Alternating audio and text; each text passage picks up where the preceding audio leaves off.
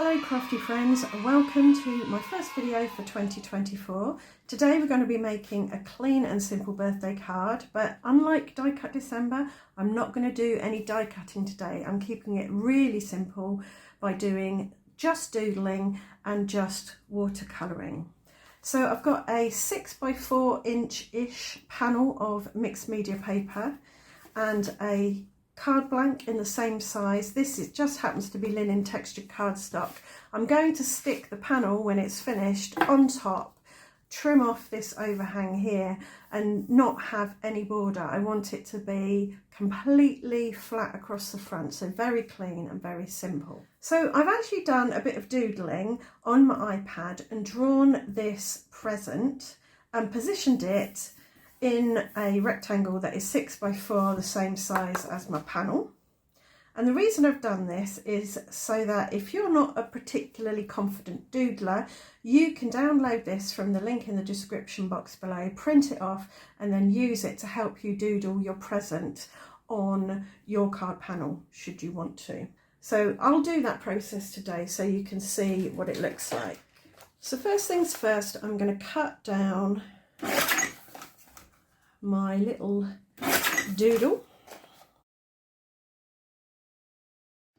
and then we're going to go really old school and scribble over the back of the image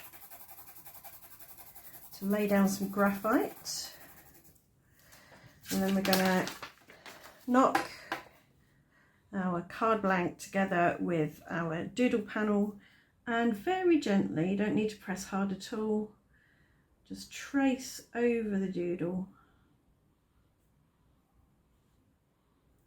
like this.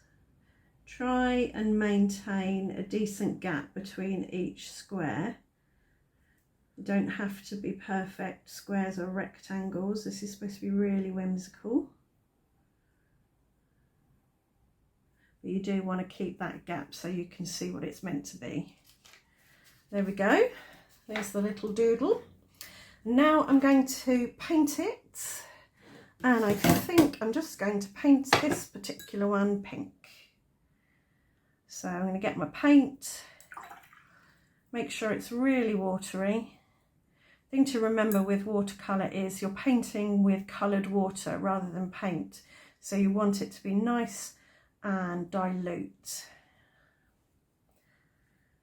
And then we can go in and fill in our squares with colour. It doesn't matter if you go over the edge of the pencil, but again try and maintain that gap.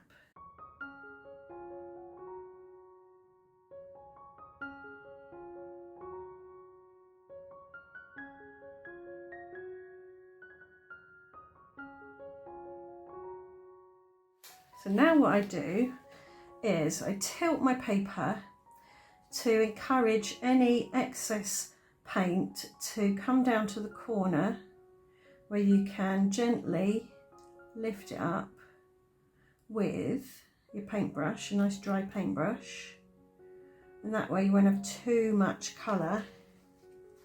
While it's still wet, you can go in and encourage it to form a slightly different shape. Tidy up anything that you're not particularly happy with.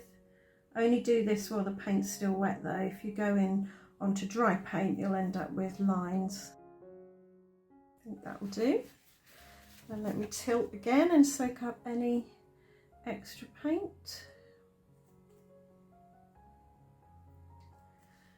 And I'm going to dry that with my hairdryer. I've got a putty rubber here. You can use any old eraser, but putty rubbers tend to be a bit gentler on watercolour. You just form them into a little sausage and roll them over the top, and it lifts up the graphite. Some paints will let you rub out pencil lines beneath them, some won't, but that doesn't matter. It's meant to be handmade, and sometimes having pencil marks left behind is part of the artisticness of it. In a minute I'm going to add a gold bow, but before that I want to add a bit more whimsy to my present, and I'm going to use a paint pen These are acrylic paint pens, got to give them a good shape to get them going. And I'm just going to add some polka dots onto my wrapping paper.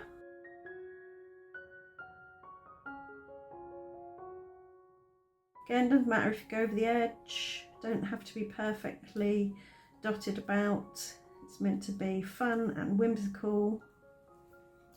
And I will dry those with the hairdryer. Sometimes if the paint you've used is non-staining, the white acrylic paint can start to take colour off the page and tint, and that might be a look that you want, which is absolutely fine. If so, just leave it as it is.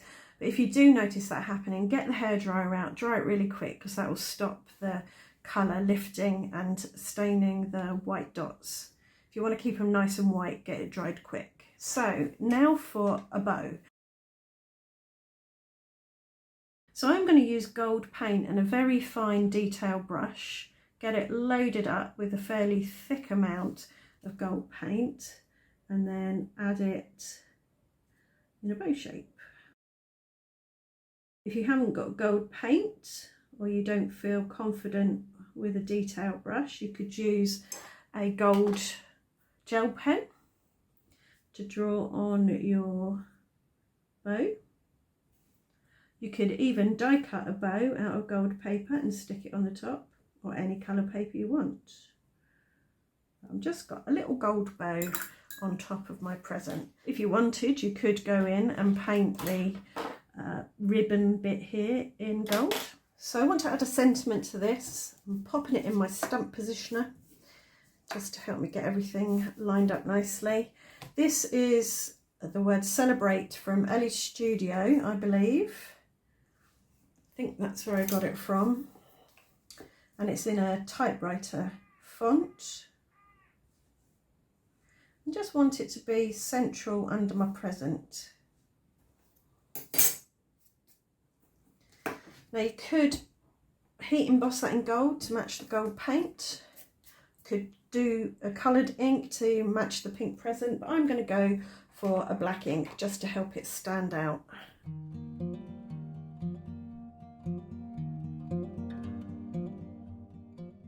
Another thing you could do is, if you wanted to tie the black ink in to the present, you could go around the outside of the present in a thin black pen. So all that remains is to add my card panel onto my card. Use a tape runner for this, tuck all the tape tails in, and pop the card blank in the corner of my score board, and then line that up there so it's nice and square on the card, and then I can trim this part off. And there we go, there we have our first clean and simple, and it is very clean and very simple, greetings card for 2024. If you'd like me to do more watercolour videos and do some more complicated techniques and doodles and paintings, then do let me know. I'm quite happy to do that.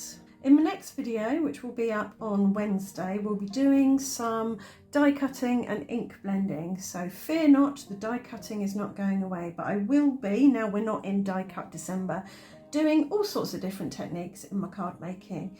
If there's anything you want to see, as I say, do let me know, and I will see you back here on Wednesday. Thanks for watching, bye for now.